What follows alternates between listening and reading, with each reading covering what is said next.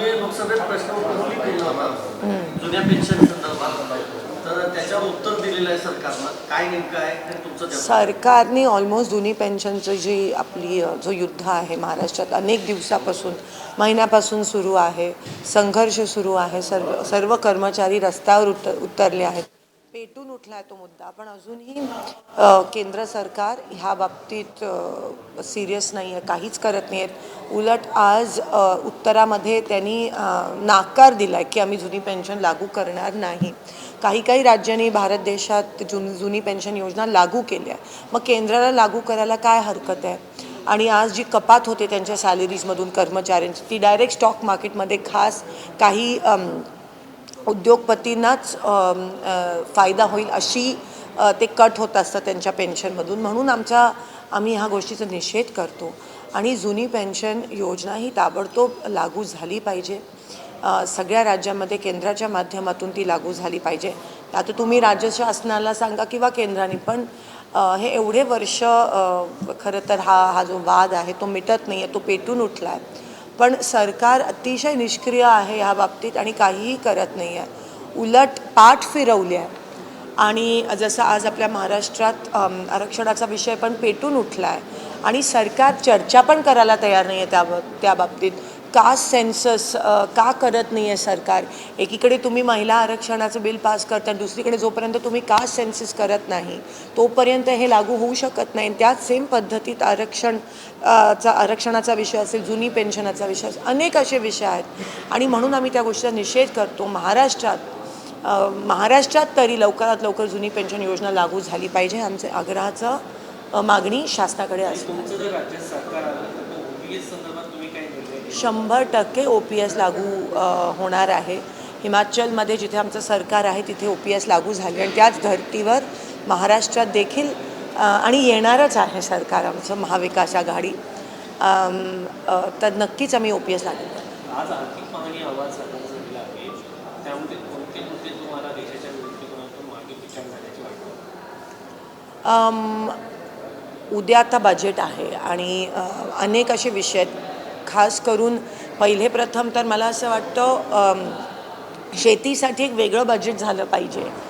कारण महाराष्ट्रामध्ये देशाचा जो कणा आहे आपला शेतकरी, महाराष्ट्रात शेतकऱ्यांचे एवढे गंभीर विषय आहेत. मग ते PM किसानचा असेल, पीक विमा असेल, अजून अतिवृष्टी आणि दुष्काळाची निधी त्यांना मिळाली नाही आहे, अनेक असे विषय आहेत. तर उद्या मला असं वाटतं भर थोडा शेतकऱ्यांवर असला पाहिजे, ते अपेक्षित आहे. युवकांचे अनेक प्रश्न आहेत, लोनचे प्रश्न आहेत, त्यावर मला असं वाटतं उद्याचा भर एक्सपेक्टेड आहे. आणि आता नेमकं काय होतं त्यावर सगळ्यांचं लक्ष आहे. पण अधिक माहिती उद्या जेव्हा बजेट होईल त्याच्यानंतर आम्ही पुन्हा एकदा महाराष्ट्राच्या दृष्टिकोनाने महाराष्ट्राला कितपत मिळालं आणि कितपत देणार आहे त्यावर आपण उद्या सविस्तर चर्चा करूया. केंद्र सरकार म्हणतंय की नवीन पेन्शन योजना जी आहे ती अतिशय चांगली आहे, त्याकडे जास्त पैसे मिळेल ओल्ड पेन्शन स्कीमपेक्षा, असं अनेकदा केंद्र सरकारने स्पष्ट करत आलं आहे NPSच्या संदर्भात. आणि वारंवार मागणी होते कर्मचाऱ्यांची ओल्ड पेन्शन स्कीमची. केंद्र सरकार खोटं बोलतंय का? नाही, नक्कीच दिशाभूल करण्याचे हे प्रयत्न आहेत केंद्र सरकारचे. आणि NPS आणि OPSमध्ये जमीन आसमानचा फरक आहे. जो भर त्यांना OPSच्या माध्यमातून पडतो असं म्हणतायत, क्लेम करतायत की तो पडणार आहे. पण आज जाहिराती असू देत, उद्योगपत्यांना लोन्स असू देत, अनेक विषय त्याच्यावर तुम्ही एवढा खर्च करताय, तो कट करून तुम्ही OPS लागू करा ना. तो सवाल मला विचारायचा आहे सरकारला. तसं का नाही करत आहेत? म्हणजे तुम्ही फक्त हे प्रूव्ह होतं, हे सिद्ध होतं की हे सरकार फक्त उद्योगपत्यांचं सरकार आहे. हे सामान्य लोकांचं, कर्मचाऱ्यांचा वापर करतायत. हे आपले कर्मचारी आहेत, गव्हर्नमेंट एम्प्लॉईज आहेत, प्रशासकीय अधिकारी आणि राज्यकर्ते.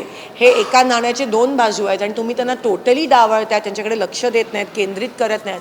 पण तुम्हाला उद्योगपत्यांचं पडलं आहे. तर ह्याचा निषेध करतो. आणि NPS च्या माध्यमातून जी कपात होते आहे ते उद्योगपतींना देत आहेत. तर ह्याचा आम्ही निषेध करतो. आणि जाहिरातबाजीसाठी वापरत आहेत. तर म्हणून OPS ही लागू झालीच पाहिजे, हा आमचा हट्ट आहे. सुप्रीम कोर्टात महत्त्वाची सुनावणी झाली नीटच्या संदर्भामध्ये. मी नाही अभ्यास बोलायचं आहे, पण आज त्याच्याबद्दल चर्चा झाली हाऊसमध्ये. आणि मंत्रींनी टोटली डिनाय केलं की पेपर लीकच झाला नाही आहे.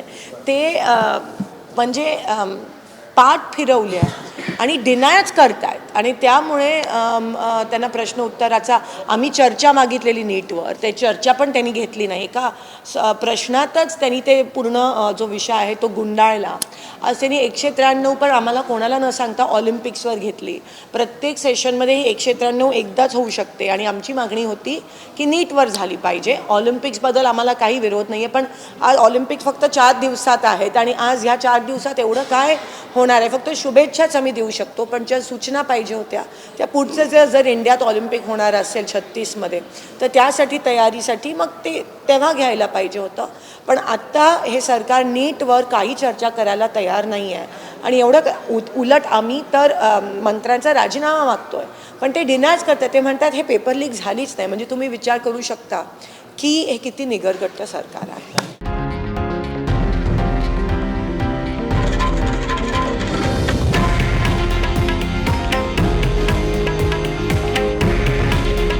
हे आहे देशातील नंबर 1 न्यूज नेटवर्क आणि आपण पाहत आहात TV9 मराठी.